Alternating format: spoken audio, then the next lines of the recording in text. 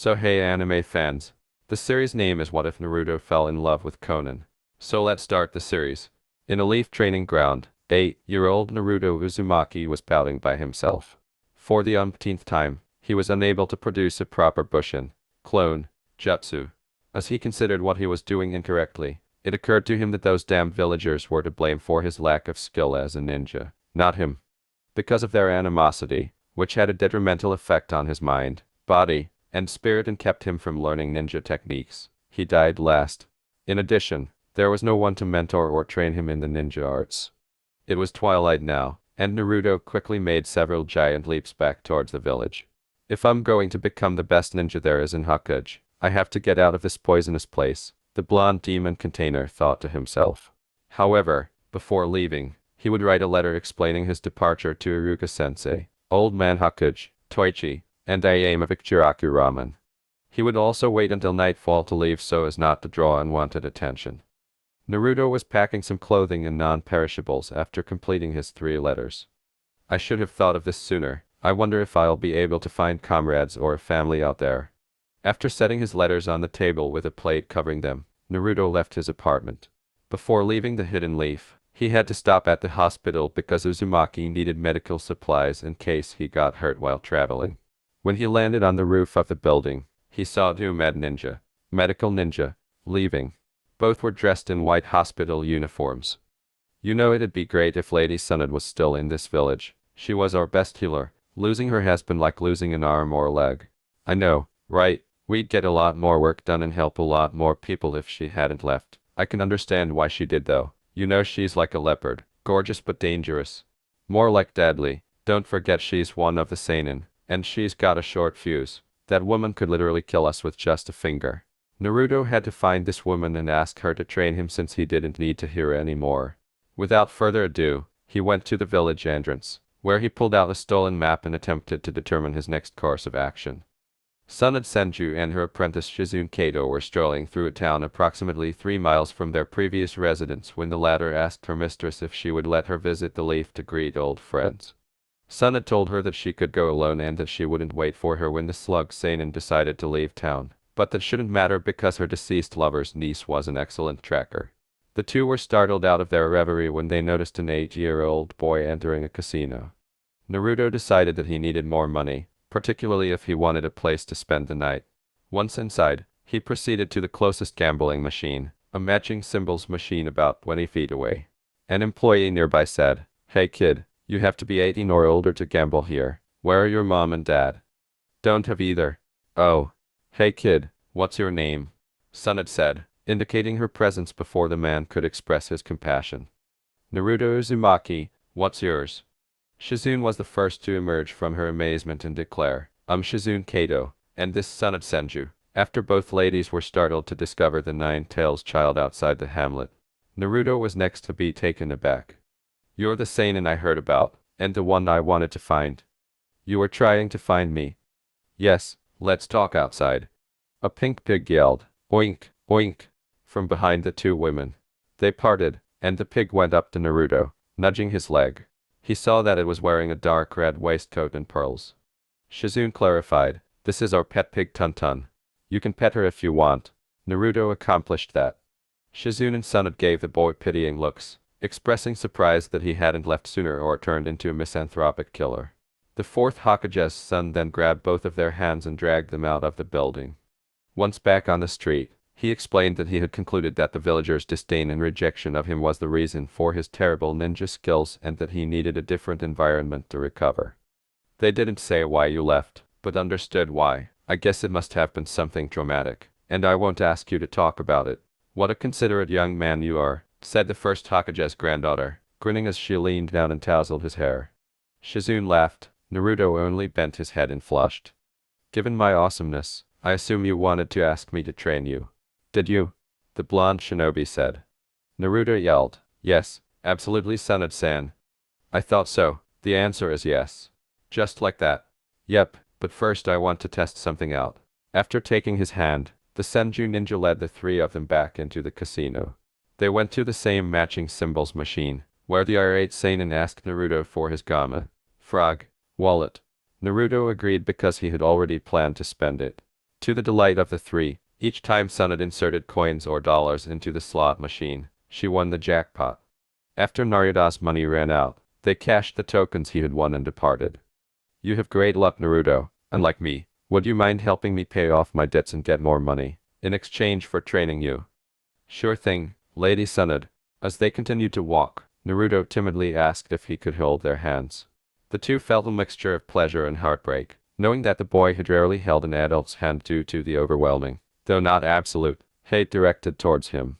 Shizune pleaded, "Please don't overdo it, you two," and Tun-Tun oinked in a worried tone. Her mistress gambled too much already, and meeting Naruto and realizing that he was lucky would not deter her. Shizune chirped, "Sure you can," and Sunad simply took his hand in hers without saying anything. Naruto looked at her for a while before grinning and taking Shizune's hand. "Iruka Yumino," said Hakuji-sama, as he stormed into the man's office and spoke with his three advisors, Koharu, Homura, and Danzo, who were all elderly like him. "You are terribly distressed, Iruka-sensei. What's the matter?" Sarutobi responded. "I went to Naruto's apartment because he didn't show up for academy training, although he was skipping, but I found these instead." The academy teacher handed his leader 3 pieces of paper, each with the identical paragraph written on it but addressed to different people. "Dear Toichi, I am Iruka-sensei, and old man Hakuji. Don't worry, I'll return once I'm strong and powerful. I'm leaving the Leaf Village because it hates me for reasons I don't know, but I do know that the disdain I'm surrounded by is impeding my progress. As long as I stay here, I'll never become a fierce ninja or Hakuji. Uzumaki Naruto, all 4 of you come with me now," exclaimed the Leaf Village head as Hiruzen and his former colleagues rose up in panic. The 5 shinobi used chakra to accelerate themselves as they leapt out of the window of the Hakuji Tower and began running down the street. "Shouldn't we call for backup, sir?" "No time for the Iruka. We must retrieve Naruto as soon as possible." "If you had done as me, Koharu, and Danzo wished and kept the boy under constant surveillance, then this never would have happened. No, Homura, if you 3 and the other villagers saw Naruto as a person and not as a danger, he wouldn't have left in the first place." When they arrived at the Konoha gates, they stopped using chakra but continued to run. 10 seconds later, they came to a halt when they saw 4 people they knew too well walking in front of them. Sunad was carrying Tun-Tun, and Shizune was carrying the Uzumaki boy in a piggyback position. They all yelled, "Sunad-sama!" at once. The student of Hiruzen yelled back, "Hey you old farts, let's talk." Iruka remarked, "I see, no wonder he sought you out." After learning how Naruto learned that the renowned medical ninja in attendance were seated in a room with 2 couches in the Hakuji Tower. "It's a good thing you were so close to the leaf and found him before he got far," Homura said. Sunad questioned accusingly, "You haven't told him of his burden yet, have you, sensei?" Sarutobi replied, "No, I didn't want the boy to think badly of himself, as a monster or a freak." Shizune replied, "With all due respect, Sarutobi-sama, not knowing why people hate him or who his parents were isn't doing much for his self-esteem either." Naruto's head was in her lap, and he was sound asleep. The other night, after receiving confirmation that he had showered before leaving, Sunada's apprentice placed the boy on her lap, stroking his cheek and hair. The slug seinen had switched places with Shizune after taking a bath, and kissed Naruto's forehead. When Shizune finished her shower, she and her would-be aunt agreed that the orphan Jinchuriki was cute, especially with his whiskers. When morning arrived, they informed him that they would have to return to the Leaf Village to avoid upsetting the old man, but they also pledged not to allow him to be punished or to live a lonely, hated life again. Uzumaki-kun preferred to be unconscious and drugged than have you mad at him, sensei. "I'm not mad at him for fleeing, Shizune-san. Actually, I'm glad he did because it brought you 2 back." "We're not back, sensei," Sunad responded. "We came to let you know that Naruto is alright. Me and my apprentice have an agenda regarding him." The third asked, "Oh, and what is that, my student?" Sunad glared at the 3 military advisors and said, "Tell Koharu, Homura, and Danzo not to interrupt me. Stay silent until I give you leave to speak," Sarutobi ordered, turning to face his 3 comrades. They all nodded, and he instructed Sunad to go on. "We're going to take Naruto with us out of the village. Lady Sunad and I will train him, and when we think he's ready, we'll bring him back for the genin exams. I'm sure he'll pass with flying colors." Both of his students glared at Sarutobi as he said, "I have no objection to Naruto receiving instruction outside Konoha, and I agree that the undeserved hatred he's suffered is holding him back in terms of his shinobi skills. but I won't make allowances for him that I wouldn't for others. Naruto must complete the academy program before he can be allowed to take the genin exam. Are you certain that you can protect Naruto from danger, Sunad? What with your hemophobia? Their irate expressions changed to shocked ones. Shizune answered, and Sunad responded, no I didn't, as both medical shinobi moaned in defeat when Sarutobi remarked, neither of you considered that factor, did you? I didn't think you did. Your fear is a weakness an enemy will exploit, and Shizune may not be strong enough to ward off potential enemies, unless you can overcome it, or act decisively in spite of it. It would be wise to simply stay with the boy in the leaf. The town was terrible for her new charge, but at least he or she and he would have security and support, even though the snail shinobi didn't want to acknowledge it. All of your points are solid, old man. I'll stay here with Naruto. Also, before you ask, yes, me and Shizune will help out in the Leaf Hospital. Happily, Sarutobi exclaimed, that's great news. Sarutobi didn't question Sunada's words at all when she said, tell those rotten bastards in the village that if they so much as give my boys dirty looks, I'll make them quadriplegics. As he made his way back to his office, many Konoha residents gave the boy vile looks and whispered hateful things like, why is the Honorable Seinen Sunad carrying that monster? And, did it escape? Did she subdue him? They immediately stopped talking when they were bombarded with heavy killing intent, from the woman and her apprentice. They'll be warned, Sunad, don't worry. I must also warn you that the law regarding Naruto being a Jinchuriki and the classification of his parentage still stand and apply to all residents of the Leaf, as do the consequences of breaking that law and leaking that info. His student angrily retorted, I'll keep quiet, Sarutobi-sensei, but don't blame me if Naruto hates you when he eventually finds out the truth. Last order of business. Where will you three live?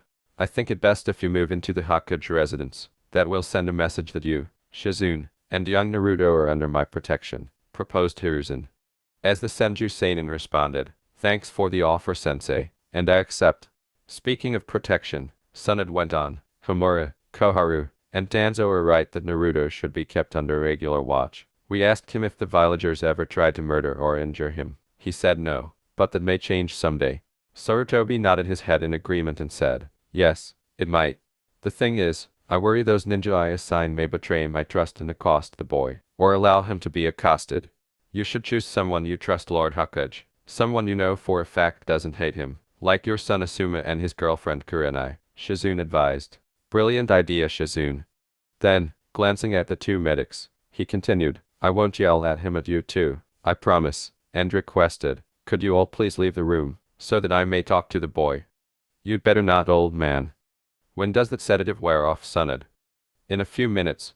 You said all the right things to get Sunad to remain in the village, Hiruzen. Well done, Homura stated before Sunad and Shizune grudgingly departed the room, followed by the three elders. After everyone had departed, Sarutobi sat down next to the 8-year-old and said, you've been handed a bad hand in life, son, but it's changing for the better, and I'm happy for you. Koharu continued, I'm glad to see that you are not showing Naruto Uzumaki or favoritism, despite your feelings towards them. Students leaned forward in eagerness as Iruka said, sorry I'm so late, class, but I have some big news. One of the seinen, Sunad Senju, is back in the village. With a gulp, the students started talking loudly. And you'll never guess who brought her back. When the class became silent once again, Sakura questioned nervously, who, Iruka-sensei? Naruto Uzumaki. Everyone yelled, what? Incredulously, Kiba questioned, no way. The dead last retrieved one of the three legendary seinen ? L. When did the dope leave the village? Iruka used his big head no jutsu to yell, shut up now, and silenced everyone once more. Naruto has suffered more than any of you can possibly imagine. He's dead last because he has no one to teach or love him. He left to find both. I won't tolerate any of you putting him down anymore. He continued with a sneer, and I doubt his new guardian would appreciate it much either. You've all heard of Sunada's great physical strength, right? After his remarks caused the entire class to go pale, Choji questioned, wait, she's actually taking care of him? Indeed she is. With seriousness, Shikamaru questioned, you know why everyone hates him, don't you, sir? Iruka's unexpected response, yes I do, but, unfortunately, I'm forbidden by law to tell, and yes there is a law, surprised Shikamaru and the other students. Previously indifferent to the Uzumaki youngster, they now saw him as a mystery that needed to be solved. As the effects of the medicine Sunad had given him wore off, Naruto's eyes gradually opened. He saw the third staring at him, and he grew terrified until Sarutobi reassured him that he wasn't insane. Your reasons for leaving the village were sound, my boy. I'm so sorry I couldn't protect you from them. With anticipation, Naruto inquired, does that mean you'll let me leave with Sunnat and Shizune? According to Sarutobi, my former student has decided to stay. You used to teach her. Wait, why does she want to stay? Because a ninja that fears blood won't be able to protect you. Huh? The blonde demon container asked in a completely bewildered voice. The third continued by explaining that Sunnat had a brother named Nawaki and a lover named Dan. The former was reckless and full of energy, while the latter was wise, especially for a young man, and loved the village and its people. Like Naruto, they both wanted to be Hokage, but tragically, both of them died young. The Senju woman became convinced that her necklace from the first Hokage was cursed, and that accepting the Hokage position would only result in death. When Hiruzen finished, his grandson was completely stunned, and after a few moments he asked, where is she? My student is meditating in front of my office door. Did you tell her I wanted to be Hokage? No. Both Mednins heard Naruto's approach long before they saw him, and neither Shizune nor Sunnat anticipated the 8-year-old blonde throwing himself at the ladder. Naruto swiftly found his new guardians in meditative poses after running out of the sofa room and down the corridor. Old man Hokage told me everything about your little brother and boyfriend, and why you're afraid of blood. I'm so sorry. As the two of them became more shocked, Sunnat thought, Sarutobi must have told him we were staying, so of course he told him I'm homophobic and why. The boy retreated a little and added, I'll do all I can to help you get over your fear and set you free. After a little period of focused staring, the slug Seinen put her arms around him and drew him near to her. You're so sweet, the slug mistress remarked. Sarutobi walked up to Naruto at that precise time and grinned at the endearing scenario. After being called by the third Hokage, Asuma, Sarutobi, and Kurenai Yui entered his office. They were not shocked to see Sunnat, Shizune, or Naruto there because, like most Konoha citizens, they had witnessed the three of them making their way through the village to the Hokage mansion. Asuma said, hello Sarutobi-sama, and he had to show respect even though the man was his father. Kurenai bowed and said, greetings, Lord Hokage. They both bowed and referred to Sunnat as Sunnat-sama, then turned to face her. Shizune returned their bow as she nodded in agreement. I've called you here to make a request. If you don't want to do it, that's fine. Sunnat and her apprentice have decided to stay in the village and be Naruto Uzumaki's guardians, but since they'll be working at Konoha General, they won't be able to be with him every moment of every day, and even though it hasn't happened yet, some misguided villager may try to harm the boy. That's why I've decided to give him full-time protection, Sarutobi continued. Asuma said, you mean bodyguards, without being prompted? Exactly, my son. Thing is, I need shinobi I trust and that I know have no contempt for Naruto to protect him. Adding, like the two of us, Kurenai. Say no more, Lord Hokage. Actually I feel guilty that I didn't look out for him earlier. Me too, said Asuma. I thought about approaching the kid numerous times, but I didn't know what to say. After Sarutobi said, what matters is what you two do now, Asuma's partner approached Naruto and extended her hand, telling him her name and the reason she and her boyfriend were there. Asuma then introduced herself to the Uzumaki boy, explained his relationship to the third, and waved at him. The child then shook the lovely red-eyed woman's hand, waved at Asuma, and thanked them both. You two won't be able to go on missions as long as you're watching Naruto. Are you absolutely sure you want to make such a sacrifice? Sunnat inquired to the two lovers. He needs protection, more than we need to go on missions. Isn't that right, Asuma? Yes, that is Kurenai. In any case, Uzumaki will quickly become a strong shinobi under the guidance of Sunnat and Shizune, and he will defeat all of his adversaries without our assistance. So, Naruto, would you like to follow in our footsteps and become a medical ninja? As they stood in a training ground clearing close to the Leaf Village, Sunnat questioned her ward. Sure, he said, understanding the importance of medical knowledge and not wanting to offend his guardian. Shizune whispered in her mistress' ear, medical ninjutsu requires excellent chakra control, Lady Sunnat. Naruto has the 9 tails, which will negatively affect his. I imagine that you have trouble making clones, kid, the slug Seinen muttered back, turning back to Uzumaki. Don't worry, Shizune, I've got a solution, she added. He responded with a nod, and she went on. It's not your fault, there is a reason for it. Unfortunately, the old fool won't let me or anyone else tell. It's the same reason why most of the villagers despise you. Naruto was taken aback. He had always known that the leaf detested him for a reason, but he was unaware that the third had a law that forbade him from hearing it. His suppressed rage toward Sarutobi intensified. When we're teaching you how to heal, I'll put a seal on your stomach. It will help tremendously. For now I'm going to show you a jutsu that I think would suit you well. Suna joked. What is its name? Naruto's eyes brightened as he added, the Kage Bunshin, Shadow Clone, Jutsu. Unlike the standard Bunshin, this jutsu generates physical clones, not illusions. That sounds awesome. Both women grinned at his excitement, and Suna instructed him to concentrate before making slow, steady hand signals. 2 puffs of smoke appeared on either side of the legendary sucker, and the youngster ran up to feel them, gasping since they felt just like the genuine thing. Now you give it a try. Concentrating his chakra, Naruto cautiously made the identical hand gestures before yelling, Shadow Clone Jutsu. Following this, hundreds of solid clones sprang out of thin air. Wow! Both shinobi yelled. They thought he would finish the jutsu without much difficulty, but they were surprised when he produced so many Kage Bunshin at once. Excellent, my boy! Suna said congratulations. Now for the next exercise, Shizune will spar with you. I want you to avoid or redirect her attacks. She's bigger and stronger than you, so blocking won't work. Shizune walked forward and drew down her arm sleeve to reveal a Senbon launcher. They weren't poisoned as usual, but they would hurt like hell if they struck him. Naruto nodded as well. When Suna's assistant said, "Get ready, Naruto," she proceeded to shoot the needles. Naruto turned left, then right, then bent backwards, then twisted to the right again, then left again, and finally went prone. Uzumaki then rolled aside as Shizune's feet slammed into the place where his legs had been. As the black-haired woman charged at him, Naruto thought, she'd have broken my legs had I not moved. He used his fists to push aside her hands, which were flattened and straightened like knives, and pushed down her incoming knees with his palm. When she attempted to kick him, he deflected her ankles with his forearms. When his hands and arms began to tire, he started using his feet and legs. When they started to buckle under the pressure too, the blonde Jinchuriki began to dodge. Shizune made a feint with her elbow at Naruto's face, and when he tried to avoid it, she swept his legs. She grabbed his orange jacket by the shoulders and attempted to headbutt him, but he blocked her hard skull with his knees. All right, that's sufficient! Suna declared that her helper and the new pupil had parted ways. Heal the bruises on his hand, and on your forehead, then we've got some business to take care of. Shizune stated dryly, business, knowing that they were going to gamble.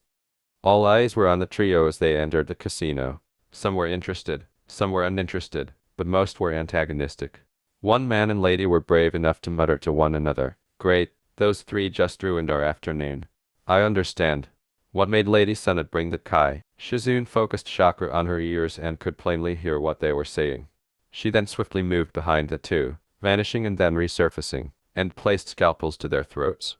Finish that sentence and you're both dead. You know the law and the penalty for breaking it. After the 2 froze and perspired, Shizune turned to face the audience and said, "The same is true for the rest of you." In shock by her apprentice's behavior, the Senju woman remarked, "I'm usually the one who loses my temper. Would Shizune, Naruto Uzumaki, and Lady Suna kindly visit my 5th floor office?" They were in the bar area at the moment when a voice came over the speakers.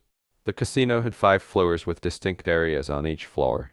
Suna walked to the management office, opened the door, and saw the manager in a jungle camouflage shirt and shorts, his tan skin and lemon-yellow hair giving him a lion-like appearance. 2 security guards were dressed in Shaolin monk attire. "Hello, my name is Bataken, Grasshopper Sword. I can assure you, Lady Suna, that I neither harbor nor will tolerate any hatred towards Mr. Uzumaki, but I can't allow those underage to gamble," the proprietor of the casino said. To which Suna retorted, "He's not here for that, sir. He was close by when I played a slot machine outside the settlement, and each time I won. This child is my lucky charm." "Really?" Bata lifted an eyebrow in question. "What was your winnings?" 10 grande. "What?" "Impressive. Very well. Gamble to your heart's content, and let me know if any of my patrons give you any problems. I also hope you improve this child's life," Suna Ken stated in response to the guard's reaction. The 3 bowed and nodded to their host before leaving. They went to back the 5th floor gaming area, which had spin and roulette wheel games. The dealer of the first spot they went to was genuinely kind to the blonde Jinchuriki. The other dealers varied, none of them openly hateful, but a lot of the smiles were forced, so as not to clean the place out, and to give other people a chance to win. Sana decided to play only 5 times per game. As happened previously, she won every time she played either wheel. On the 4th floor, which had pool and billiards, the Senju woman knocked all pool balls into the pockets on the first try. She also hit her both the red and black balls with the white ball each time in billiards. On the 3rd floor, there was baccarat, Texas Hold'em, solitaire, chess, checkers, backgammon, blackjack, dominoes, and dice. As Sun played, Shizune explained how each game worked to him. She also sent key to those patrons who dared to glare at her diminutive companion. As Sun continued to successfully press her luck, it attracted the attention of others and a crowd gathered around them. They all gaped in amazement that the legendary sucker was not only succeeding but not losing even once. They stared at the village pariah with interest, knowing he was the cause of it. The blonde seinen won 5 royal flushes in a row playing baccarat, 5 blackbeat jackpots in Texas Hold'em, got all dice to land on 6 each round and rolled the dice. All of her edges were divisible by 5 in all 5's dominoes, and so forth. When they left the casino 3 hours later, the first Hokage's granddaughter had 15 times as much more money as she originally won. Her cash was all sealed in a scroll strapped to her back. "You are my sunshine, Naruto Uzumaki," she said, placing her hand on his shoulders before bending down to kiss his cheek. The long-neglected child's face flushed deeply once more. "Let's go to Ichiraku Ramen. I have 2 great friends there, Takui and Iame. They treat me like family," Naruto replied. "Really? I would love to meet them," Shizune said joyfully. After a bit, they arrived at their location, and Iame leapt over the counter and glomped her favorite customer. Sunad replied, "We can go right now if you want," and the boy agreed. The 2 elderly residents realized that a young girl was following them, but they remained silent. "I was really concerned when I heard you fled!" She said. "Me too," Toichi continued in a somewhat more composed voice. "Sorry for worrying you," Naruto apologized. "I just wanted—" "No need to explain, my boy. The Hokage gave us your letters. There's not a thing in it I disagree with. Thank you so much for bringing him back, Lady Sunad. Now that you're here and taking care of him, maybe his skills will improve." Shizune introduced herself to the 2 ramen chefs and shook their hands as well. "You're welcome and I'll do my best," the blonde seinen said, extending her hand for the girl to shake. Iame returned the favor, and Sunad moved to shake Chuchi's hand as well. "Have a bowl of ramen, Lady Suwand. You too, Shizune. It's on the house," Toichi offered. The 2 medical kunoichi politely accepted and sat down to eat. Unlike his previous visits, the Uzumaki boy only had 1 bowl because he had consumed his fill of fruit juice and seafood at the casino. Shizune made sure the food preppers didn't put anything in his food. While they were still outside of Konoha, they both made sure Naruto had a balanced breakfast consisting of eggs, ham, cereal, apples, and French toast. The blonde Jinchuriki escorted his 2 female caregivers to his familiar lonely swing once everything was finished and he had bid his buddies farewell. "Would you mind? I've never had anyone push me on it before." "No, I wouldn't." "Neither would I." Shizune and Sunad alternated pushing the boy on the swing every 60 seconds, and one of them avoided villagers' glares while the other played with Uzumaki. Not everyone was angry. Some were happy to see it. Kurenai and Asuma kept a close eye on the women and boy from the shadows. If people knew they were Uzumaki's bodyguards, they might figure out a way to get past their protection, so it was best to watch from a distance. A man medical ninja in costume stated, "Pardon me, Lady Sunad." He bowed reverently and added, "We could use your help at the hospital." The seinen answered, "Sure thing," before turning to face her apprentice and requesting that Shizune keep an eye on Naruto for her. Asuma's voice declared, "We'll do it," as he and Kurenai announced their presence. By saying, "It's a pleasure to meet you, my lady," his female partner pretended that she and her boyfriend had never met Sunad before. "And your apprentice," the Hokage's son added. Shizune and Sunad left after telling Naruto their names and shaking his hand once again. They were informed of the consequences of hurting or allowing the blonde child to be wounded, and they were reassured that neither would occur. "Would you like to try something new with us? Or would you prefer to continue playing on the swing?" When the red-eyed, black-haired beauty inquired. Naruto said he had already swung enough. He and his 2 former friends had spent an hour at the tree. Asuma leaned back in front of Naruto's swing seat and said, "Well, then let's get some meat." The habitual smoker urged, "Hop on, kid," and after a moment of uncertainty, Uzumaki obeyed. The younger Sarutobi got up and began to walk, Kurenai trailing behind. As anticipated, the majority of the other villagers were perplexed by what they saw. In contrast to Sunad and Shizune, two shinobi faced him and his sweetheart head-on. Why on earth are you lugging that stuff, Asuma? You two are dishonoring yourselves by having anything to do with that monster. The Hokage's son quickly struck the stomachs of both shinobi, one with a tan and one with a pale complexion, one with a ponytail and one without. You will either accept Naruto Uzumaki like a human child or ignore him completely. He is neither a monster nor a thing. The message was understood by the majority of Konohans, but one inebriated woman with weakened inhibitions stated scornfully, "He's no boy, he's just taken the form of one. Everyone knows that Brad is really the N." Kurenai rammed her left knee into the woman's throat, crushing her trachea, cutting her off. The vile woman spewed up blood across her shirt and khaki shorts before collapsing, holding her throat. Yoi then gave the other leaf occupants a pointed look as though to say, "You want some?" They all quickly withdrew.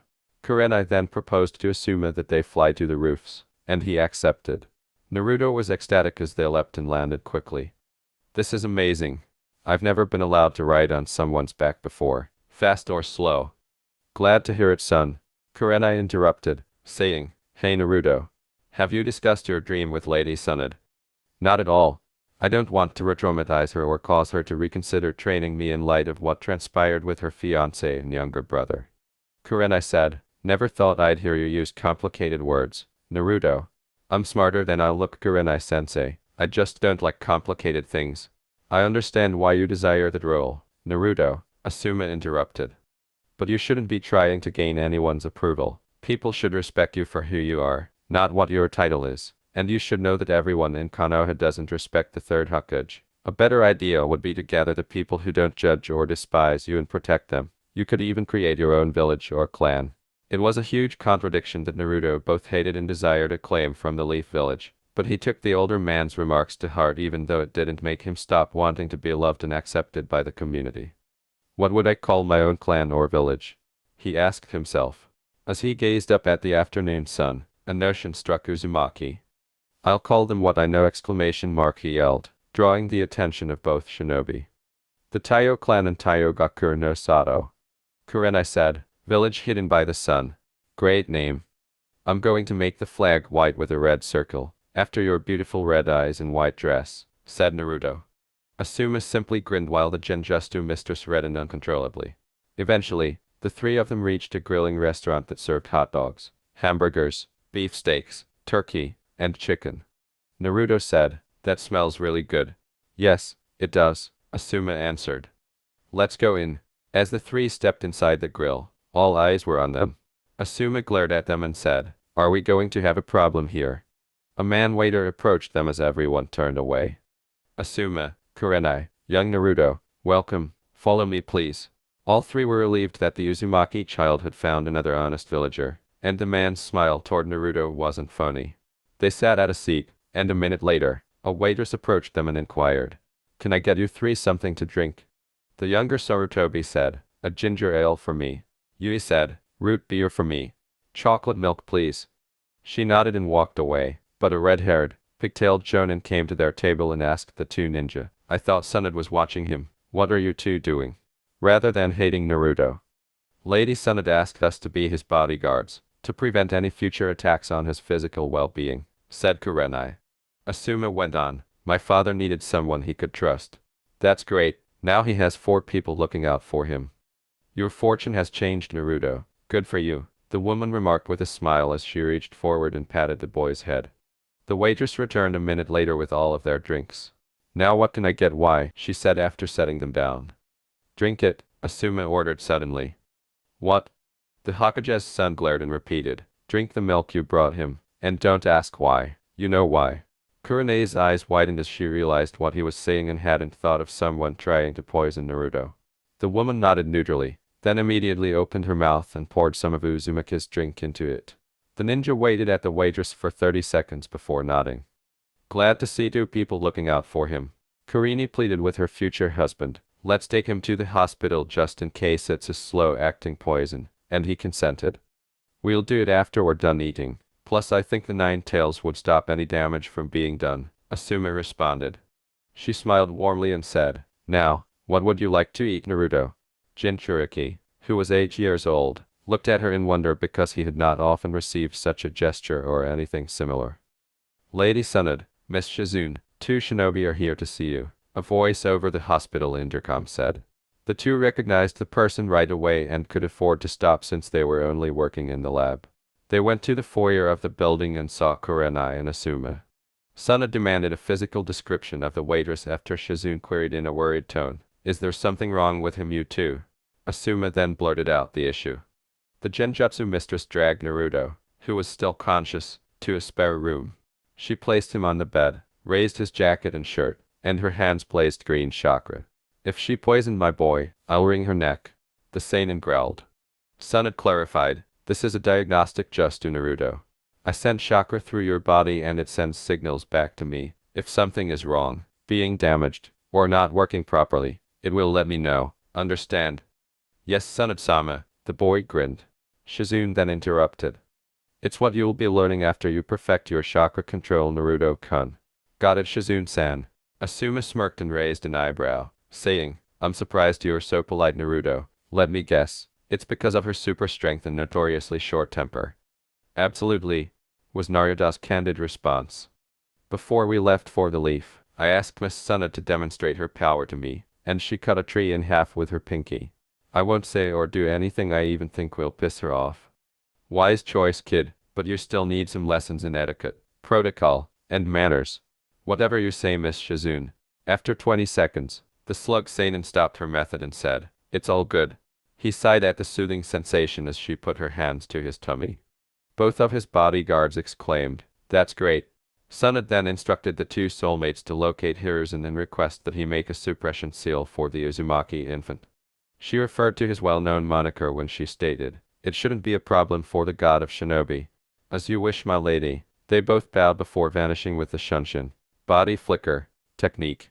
The Shizune then produced a scroll and handed it to Naruto, which read, "The Layman's Guide to Medicine and Medical Ninjutsu," on its first page. "This will tell you everything you need to know about what medics like the two of us do, Naruto, in simple, easy-to-understand language. You'd better get started, kid." Naruto questioned the blonde shinobi incredulously. "What? Homework? Now?" Sunad merely grinned and replied, "You could always spar with me instead." Shizune laughed and remarked, "I can tell you're one of those folks who doesn't like to sit still or study. You prefer hands-on and on-the-job training, but written words and reading material are crucial in our line of work." As the boy in front of her went pale and immediately sat down and began learning. Naruto grudgingly said, "I understand, Shizune," then turned his face in her direction as her hand gripped his chin. With an accompanying smile and a sickeningly lovely voice, Sunada's apprentice questioned, "Aren't you forgetting something, Naruto-kun?" Sweating profusely, Naruto said, I understand, Shizune-san." "Dang, you're as scary as Lady Sunad." "I'll take that as a compliment." Not wanting to take any chances in a building full of dangerous ninja who knew how to both harm and heal the human body, Naruto's two guardians watched over him like a hawk. He fell asleep after finishing the scroll because he was mentally exhausted. Their three least favorite leaf nin soon entered their room. "What do you three want?"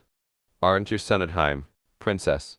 Danzo remarked sarcastically, always straight to the point. "We'll just come out and say it. We think it best that you not train Naruto as a shinobi," Homura said. "You both know about what's inside of him. If he becomes a shinobi, he may inadvertently, willingly when he finds out about, or be forced by someone else into using the Kyobi no Yoko's chakra. When that happens, he, someone he cares about, or innocent bystanders, civilians may end up dead or injured," said Koharu. Sunad looked at her trainee and said, "Unlike you three, Shizune and I have faith in the boy. Hopefully he won't use it, but if he does, he'll be able to control it. Am I wrong?" The woman answered, "No, you're not, Sunad-sama," and shook her head. "Is there anything else? If not, I think you should leave," Sunad remarked, grinning at her before turning to face the three elders. "As you wish, princess, but know this. If your faith in Naruto Uzumaki is misplaced, any damage he inflicts on others or himself will be your responsibility," said Danzo. "Get out now." At the slug Sannin's order, all three left the hospital room right away. The sun was already lowering when the third Hokage unexpectedly materialized in the windowsill, and Shizune bowed in respect. Sortobi handed her a little scroll and stated, "No need for that, Shizune, and Sunad, I had the seal made. Here are the instructions on how to impose and remove it." The Senju mistress expressed gratitude by saying, "Thanks, old-timer." The fragrance of biscuits, butter, sausage, eggs, and pancakes greeted Naruto as he opened his eyes in the early morning. He was startled to see Sunad holding a silver dish in front of him. "Did you?" "Yep, I needed you strong, awake, and full so you can handle my boot camp." "Boot camp?" asked Naruto.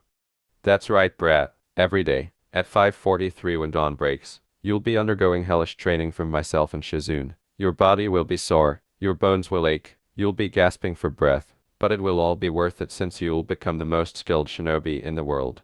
Sunad continued. Naruto grinned resolutely and said, "Bring it on, Sunad-san. I've got tons of energy, and I can take anything you two can dish out. So don't go easy on me." "We'll see about that, Naruto, and don't worry, me and Shizune won't," the slug seinen said, bending down till her nose touched his. Naruto's classmates saw his numerous bumps and bruises when he showed up for class later that morning. The always reserved Hinata rushed up to him in concern. "What happened, Naruto?" "Did the villagers?" Naruto responded, "No, Hinata," taking her hands off his jacket. "I was just doing some early morning training with Sunad-sama and Shizune-san." "Oh yeah, I forgot they were teaching you." Ino asked, "Isn't she a healer? Why didn't she heal you?" The Jinchuriki responded to her query by saying, "As a warning to all of you not to mess with me," taking great pleasure in her trembling figure and anxious gaze. Sasuke interrupted with a query of his own, "She's not taking it easy on you, is she?" With a frustrated tone, Naruto replied, "Nope, and physical training isn't the worst part, studying is." He took out 7 scrolls that Sunad had given him before he went for the academy. When Shizune handed Naruto a box of scrolls, he exclaimed in fear, "What? More books? I thought you said the scroll you gave me yesterday contained everything I needed." Suwan said, "I lied, kid," without showing any regret. "No book contains all knowledge, especially not when it comes to medicine." While Shizune taunted, "If you can't handle simple bookwork, how can you possibly handle shinobi duties? Maybe you should just quit." Naruto clenched his teeth, scowled, and screamed, "I can handle anything." "He's the cutest when he's upset," said the slug seinen as he rushed off. Shizune gave a nod of consent. "Do you know why the village hates you, Naruto?" "And about the law?" replied Shikamaru. "Yes to the second, no to the first, and I only recently found out about the law. Iruka said the law was punishable by death, so the only way you'll find out is if you force somebody to tell you," remarked Kiba. "Heavily," Naruto remarked, "You're right, and I know just what to do." Sasuke remarked, "I want in on it too," getting to his feet. "Us too," said 2 of his well-known friends, who were both blonde and pink-haired, excitedly. Ino and Sakura simply needed to know Naruto Uzumaki's secret. Naruto gestured them close with his hands and said, "Okay, here's what we'll do, come here."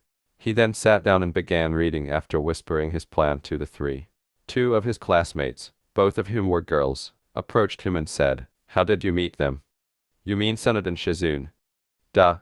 2 medical shinobi were talking about them, and I overheard them before I left. I went searching for them, but they found me when I entered a casino. Not only that, but when I stood next to her while she played a matching number machine, she won every time." Choji, who was now intrigued in the discussion, inquired, "How much did she win, Naruto?" 10 grande, said Uzumaki casually. The class yelled, "What?" But the 4th Hokage's son merely grinned. Naruto said, "Yesterday, I went to a casino and she won 15 times as much," and his classmates appeared to be about to pass out. He continued to read till Iruka-sensei showed up. "Class, I have 2 special visitors here," he said, moving aside from the door to display the 1st Hokage's granddaughter and Dan's niece. While Naruto only looked perplexed, the students gasped. His manners shocked his classmates even more when he questioned, "Shizune-san, Suwan-sama, what are you doing here?" "There are 2 ninja, 1 jonin and 1 chunin, assigned as Naruto's bodyguards," the slug sage replied, anticipating the class's next question. "They are keeping an eye on you so Kurena and Asuma can have a personal day," she added. The realization that Naruto's secret must be life-threatening stunned his classmates even more. "We're also here to tell you that you can't pull pranks anymore. You must focus on shinobi training," Shizune stated. "What? But that's not." Sunad smirked, raised an eyebrow, and cracked her knuckles as Naruto paused. "I mean, whatever you 2 say." After that, the Senju mistress turned to Iruka Yumino and requested to use one of his kunai. If any of you mess with my boy, this will happen to you. Everyone, including her new charge in Iruka, perspired when she broke the kunai blade into tiny pieces as soon as she was done speaking. Naruto leapt up and gestured to the two female Konoha shinobi, saying, "Oh, I almost forgot. They taught me a new jutsu. Everybody follow me outside." The whiskered Jinchuriki made the appropriate hand signals while his classmates stared in frenzied expectation. "Shadow clone jutsu," he said. The entire school training field was covered in Naruto clones. The students' eyes widened, and Kiba said, "Holy crap, these are solid." According to Iruka, this jutsu is actually forbidden class. Naruto can only do it because his enormous chakra reserves prevent him from doing a normal clone jutsu. Black-haired shinobi and Sasuke fangirl Iko questioned, "But why does Naruto have so much chakra, Iruka-sensei?" Sunad responded sharply, "Sorry girl, classified." Then, later, when everyone was eating lunch, some outside and some in their classrooms, Hinata went up to Sunad and Shizune, who were sitting on a tree, and bowed respectfully. "Sunad and Shizune-san, I'm Hinata Hyuga, and I don't hate Naruto like almost everybody else does. Thanks for finding him." The girl didn't stutter, but her voice sounded meek and timid. Shizune exclaimed, "You're welcome, Ms. Hyuga," as Sunad grinned and remarked, "You like Naruto, don't you, girl?" The former heiress from Hyuga flushed brilliantly. "Don't deny it, I've seen you staring lovingly at him." Hinata nodded her head and let out a sigh. "Yeah, I do love him, despite being treated like a plague. He's persistent, brave, and optimistic." "That Hinata-kun is amazing, and you're not the only one," Shizune said. "Tell him how you feel, child, or some other girl may come along and snatch him up," Sunad counseled the main family's Hyuga. After school, Naruto created a shadow clone to accompany his minions, while the real Naruto returned to the Hokage residence, making sure to inform his three classmates about the switch. Sasuke grabbed some balloons from the store and filled them with sink water from his home, while Sakura and Ino grabbed rope from a supply store. They selected a red-haired civilian as their target, and as they fled laughing, the woman yelled, "Come back here, you brats." In the alley where they left it, Sakura and Ino leapt over the rope trap, but the woman ran straight into it and was hanged upside down. Naruto's clone then approached her. "Lady, you have two options. Either explain to me why Konoha hates me, or burn me alive." Sasuke then sprang from the roof and yelled, making hand gestures, "Fireball jutsu, fire style." When his two female classmates threw water balloons at it, the Aiha blew it into the air above the woman, making it innocuous. Then, turning to face the women, he repeated the identical motions, and they exclaimed in fear, "You've got the nine tails in you." The woman went on. Everyone was stunned into silence, especially Naruto's clone. Said copy had a devastated look on his face. The fourth Hokage locked the demon in a newborn because he was unable to slay it. "That baby was you," Sakura said, Naruto, in a sympathetic tone, while Ino said, "Poor guy." Sasuke used a shuriken to dispel the cage bunshin, realizing that he couldn't hide this from him. Back at the Hokage's house, Naruto dropped his book as the clone transferred what he saw to him. In his office, Sarutobi used his crystal ball to see the entire street scene. The truth hurts, and I'm sure Naruto must be hurting now, at least Sasuke, Ino, and Sakura showing sympathy for him. The discussion went on. "Now, what ought we to do?" Sakura inquired. "We express our thoughts to the third ! Ino snapped back. "The least Mr. Sarutobi could do is inform Naruto of the load he must carry. What I don't understand is why the fourth chose Naruto. We should ask the third that too," said Sakura.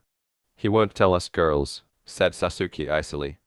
"We should ask his guardians. Shizune and Sunad won't keep the truth to us.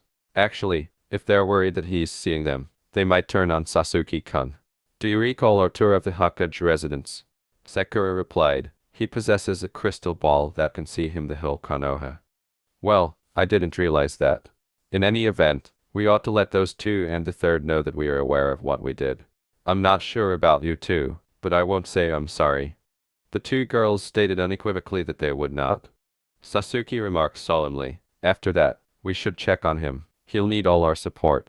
Kurenai and Asuma were shocked to learn what Uzumaki, Yamanaka, and Aiha had done to discover the first secret when they returned to the Hokage residence after their date in a hot spring.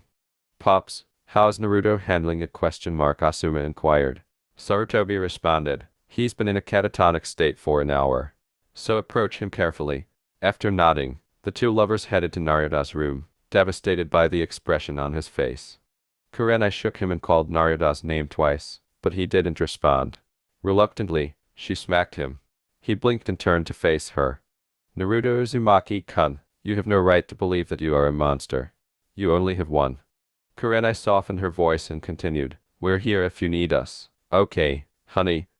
We'd have told you not for my stubborn dad. Actually both of us should have taken you in, Asuma remarked as Naruto reluctantly nodded. Kurenai gave his comments a nod. I need to go for a run, Naruto remarked suddenly. Yuya replied, we'll follow you from the shadows, and both of his bodyguards nodded. Since Sarutobi was no longer his Gigi, Naruto was furious with the old man for harboring such a significant secret and didn't bother to speak to him as he fled the Hokage home. Sakura, Sasuke, and Ino arrived at the hospital's entrance as Shizune and Sunad were leaving. Oh, Sunad-sama, Sakura murmured startledly, bowing. We were just coming to get you, Ino said, bowing as well.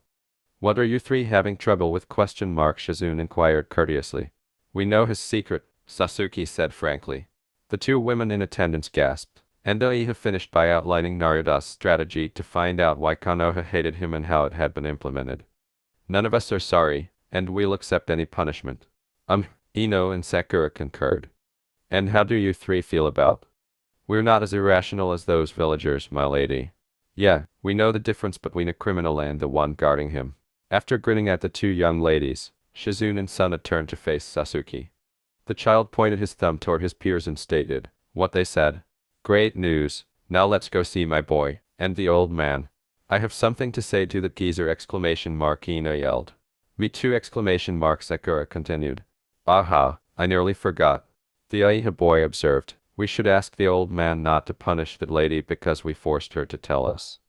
Unbeknownst to him, a shy Hyuga heiress who had been following him since classes ended was waiting outside the Hokage residence when Hinata saw Naruto running out with a visibly upset expression on his face. She wanted to ask him what was wrong but lacked the courage. Naruto was still running through the woods surrounding Konoha after jumping his way up the Hokage monument. A recognizable voice said, Hey Naruto, from the shadows. Mizuki Tsuji emerged from behind a tree, grinning amiably. I thought you were emotionally disturbed when I saw you racing up the Hokage faces as I was passing by. What happened? Hinata had to suppress a gasp when Mizuki made his expression appear empathetic when Naruto revealed how he had learned of his position. She had always pondered why her clan and other leaf inhabitants detested Naruto so much, but she had never considered controlling the Nine Tails. I thought it was that. You must be feeling really miserable. The Chunin teacher approached him gently, but Uzumaki simply turned aside. Mizuki placed one hand on Naruto's shoulder and another in the pocket containing his kunai as he remarked, I've got just the thing to make you feel better. Watch out, Naruto. When Hinata yelled, drawing the attention of both men, Naruto's eyes widened upon realizing what his teacher had nearly done. Hinata ? He should have known you followed him. You always do, Mizuki replied, startled. I'm surprised you warned him. You still have a crush on him, even after learning he's a monster. He scoffed. There is no monster in Naruto-kun, Hinata firmly stated. He's the strongest boy I've ever met, and I won't allow you to harm him. He never stopped going forward even though he had no one to support him. When Hinata blushed and fainted constantly in front of him, Naruto thought she was strange. He had never even thought about her feelings for him until he gazed at her in shock. Her subsequent words further shocked him. Hey, you can't compete with me since I'm a Chunin and you're only a genin! With a tone of amusement, Mizuki replied. Jutsu, Kage no Bunshin. Hyuga and Tsuji gaped as they saw the 12 shadow clones of the Jinchuriki of Konoha that filled the woods. I appreciate your nice remarks, Hinata. I really needed them. As for you, Mizuki, I'm upset with you for attempting to stab me in the back. After Mizuki was beaten to death by Naruto's clones, the Chunin was completely changed. Hinata, you are amazing! As she and Asuma suddenly came, Kurenai's voice remarked. Asuma-sensei and Kurenai-sensei. What are the two of you? According to Asuma, we're his bodyguards, Hinata-san. Both of us were going to save him before you chose to act. I'm happy to see that you are not irrational like most of the other villagers. Thank you, sir.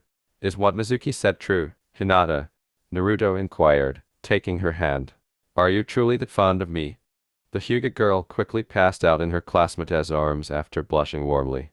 While the two older ninja in love simply chuckled, Naruto replied to no one in particular, "I'll take that as a yes."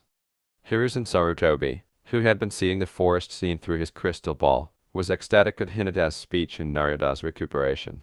He pondered whether the two would end up dating. Anbu.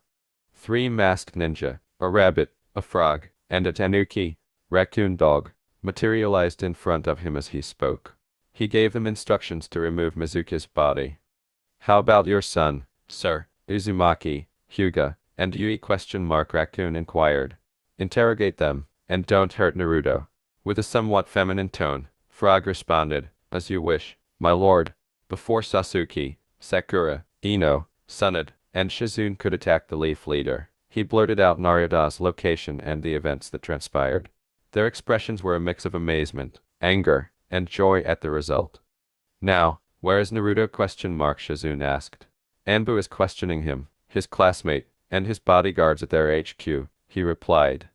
"Don't worry, Tsunade, I warned them not to harm him, and Kurenai and Asuma won't let that anything happen either. I don't trust Anbu, and those two aren't powerful enough to defeat it!" Before speeding off, Tsunade yelled, and Shizune followed suit. "Mr. Sarutobi, how could you have kept Naruto from knowing such a crucial fact about himself?" With a stern tone, Ino inquired. "What I want to know is why the fourth Hokage chose him as the vessel of the Kyuubi no Kitsune," Sakura said. "I was worried about the effect on Naruto's mental state. That's why I didn't tell him. As for your question, Ino, answering it would only further endanger Naruto. His mental state is already affected by years of hate and isolation, old man, and you're not winning any points with Naruto or us by continuing to withhold information. Some of the worst things imaginable have been done with the best of intentions," Sasuke grumbled. "I don't think Naruto will be talking to you anytime soon," Ino responded. "You ought to have sent the fox to live with Tsunade-sama when he was locked in Naruto. Get away from these idiots." The three academy students then departed. Sasuke remarked, "Oh, I almost forgot, sir. We forced that woman to tell us why Naruto was hated, so please don't." Sarutobi promised the final Aiha, "Say no more, Sasuke, she won't be punished, and neither will you three. But if you attack a civilian again, or if you tell anyone Naruto's secret, you will be severely." "Understood, sir," said the three pupils. All four were interviewed in the same room, but separately, because Kurenai and Asuma had refused to leave Hinata and Naruto alone with Anbu interrogators. Ibiki Morino and his colleagues attempted to persuade the couple that they were different from the other villagers and wouldn't hurt the Jinchuiki, and that Yui and Sarutobi could trust them. However, they were informed that they had to and would not take their eyes off him as his bodyguards. After the interrogation was concluded, everyone in the room received water, and Naruto said, "Thank you, Ibiki." "Ahem," Kurenai-sensei muttered, glaring at him with a severe expression. "I mean, thank you very much, Mr. Morino." "You're welcome, kid. All right, everything's been recorded. You all can either leave or relax until Lady Tsunade comes to find you," Asuma stated. "I'm sure the kids are tired. We'll stay here," and none of his allies objected. "I'll find an empty cell for them to sleep in. Follow me." Ibiki opened the door and bowed to Shizune and Tsunade as they finally reached the headquarters. "Follow me, Shizune-san and Tsunade-sama." A familiar cigar-smoking ninja and a red-eyed kunoichi guarded a wooden door with a barred window as the nasty interrogator took them along the hallways to the jail wing. Kurenai said, "They're both inside asleep, milady." Both medical ninja bowed and went into the room, Tsunade rousing the boy and Shizune shaking the girl up. "Tsunade, Shizune. Come on, brat, let's go home. Thanks for your inspiring speech to Naruto, Hinata." Hinata stammered, "IW was nothing, Miss Shizune." Tsunade accompanied Hinata home and told her shocked father what had transpired. She omitted Hinata's confession of love and the bit about Kurenai and Asuma being Naruto's guardians. With a small smile on his lips, Hayashi said, "You stood up for him against irrational hatred and were willing to put yourself in danger for someone you care about." Hinata's eyes brightened and she gave her father a very appreciative look. "Hinata told me that her elders told her stay away from Naruto. I thought you'd remain the same. You were wrong, Suwan-sama. I know the Jinchuriki aren't the monsters they contain. To be honest, I don't think about young Naruto very often because I'm too preoccupied with clan matters. Some members of my clan claimed that my daughter was tainting the Hyuga by hanging around with the demon, and I always responded that it was her insecurity and hesitation. It's none of my business who Hinata wants to be friends with, but it is my responsibility to make her worthy of being an heiress. Although Sunad was pleased that Hayashi Hyuga did not stigmatize her son, she was somewhat offended that he made fun of his own child. In that case, perhaps I can be of help. As one of the seinen, I'm sure I can make her a more assertive young woman and skilled shinobi, Sunad said. I'm sure you can, Hayashi remarked, nodding. He then turned to face his daughter and continued, I think you and the others would make terrific bodyguards for Naruto.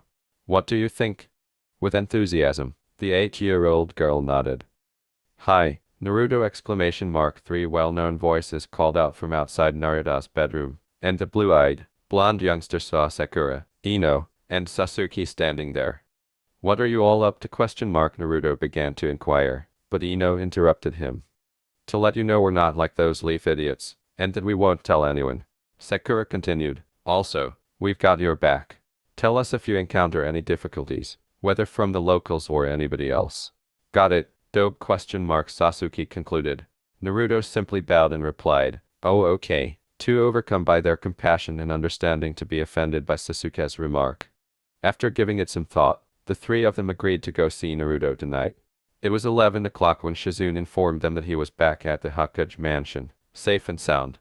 Sakura said as she left, sweet dreams Naruto, while the other two simply waved goodbye. While his slug sage benefactor stood over him, making hand signals, Naruto reclined on the sofa. This is going to hurt Naruto, the Senju mistress warned him. He nodded, but then he yelled as she slammed her fingers into his bare stomach. Her fingers and the kyubi seal both glowed yellow, and when the glow subsided, so did the spiraled 8-trigram seal.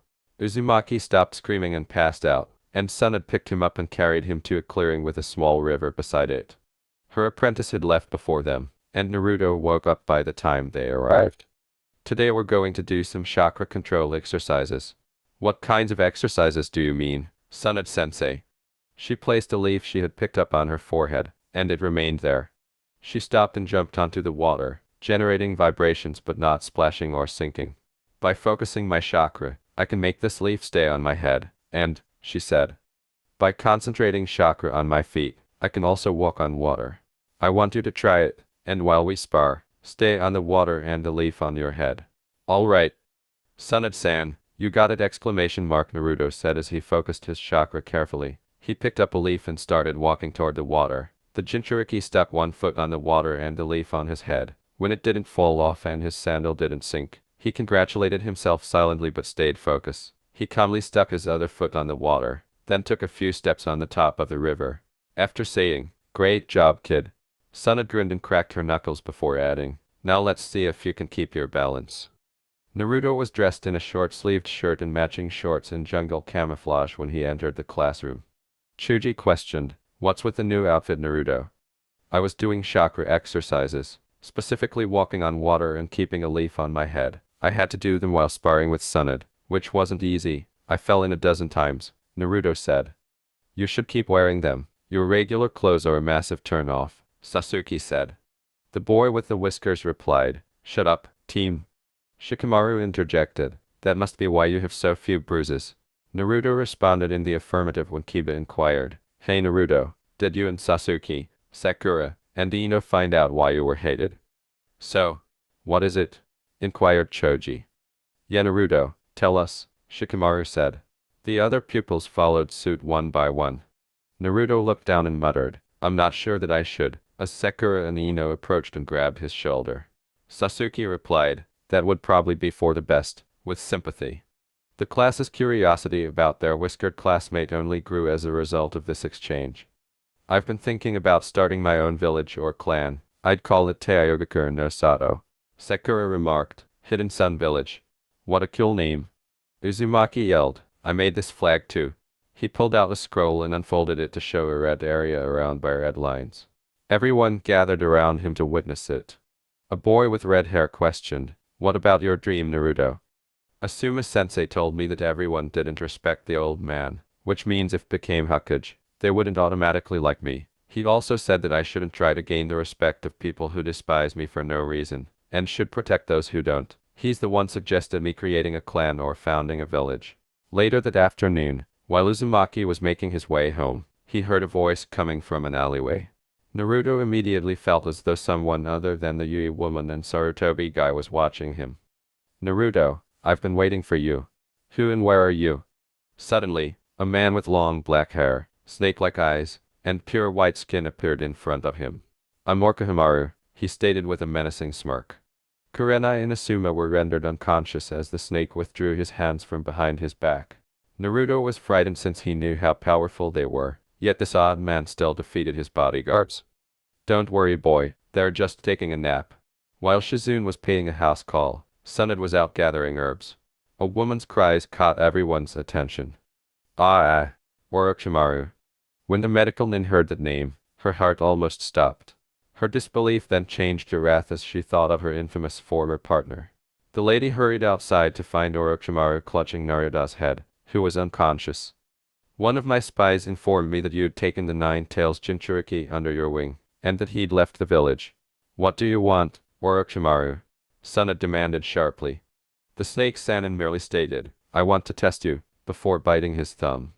Sunad started to tremble as soon as blood was visible, and she could be heard gasping when the filthy serpent stabbed Naruto in the stomach with his Kusanagi blade. I wonder if you'll be able to get over your fear of blood and save him before he bleeds to death. Orochimaru said those words, allowing Naruto to fall to the ground where his caretaker quickly caught him. The murderous former Konoha resident then disappeared from view. Upon seeing him, the Senju mistress instantly thought of her deceased fiancé, Dan, whose blood loss she had failed to stop, and her younger brother, whom she was unable to stop from falling into a bomb trap. I may not have been able to save them, but I'm sure as hell going to save you kids, so don't you dare die on me! Diagnostic jutsu revealed that the sword had impaled his stomach and nicked his lungs, heart, and spleen. Sun had thought this before putting him on the ground and tearing open his shirt. Green chakra materialized in her hands, which she applied to the wound. She used one hand to start healing the cuts to stop the internal bleeding, and the other to heal the stomach. The blonde medic was silently saying, "Damn it, stop shaking." Despite her fear, she didn't let it stop her from saving Uzumaki's life.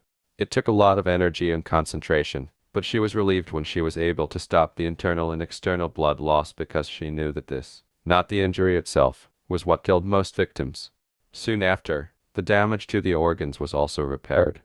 As if on cue, Naruto woke up and asked weakly, "Sunad?" "Yes, it's me, I'm here." "Who was that guy, other than his name, I mean?" Orochimaru was one of the Seinen or three legendary ninja. Me and Jiraiya, who used to be teammates with him, were also given a name by an Omega-cur, the village hidden in the rain. Ninja named Hanzo during the Second Shinobi World War. We were the only Leaf Shinobi to survive his attacks. He let us live, in exchange for us using the name whenever we fought together. Then we found out he was doing inhumane experiments on Leaf citizens. He fled before we could detain him. After giving a sympathetic nod, Naruto spoke the words, "Thank you for saving me. Don't mention it. Let's get you home so I can go chase that rotten reptile," Sunad replied, ruffling his hair. "Oh, I almost forgot.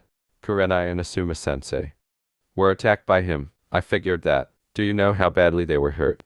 He said they were just sleeping, and I couldn't see any physical external injuries. "I'll call other medical shinobi to help them out."